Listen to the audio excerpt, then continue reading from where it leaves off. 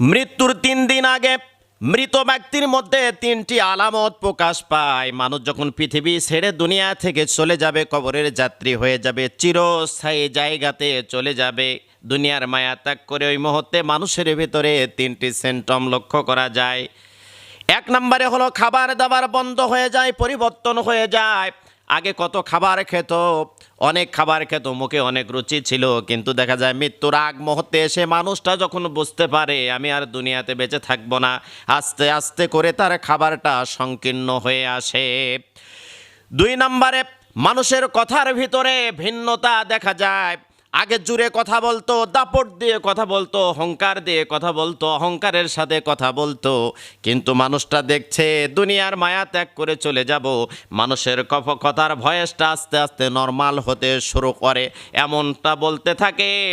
যদি মা মারা যায় তাহলে বলে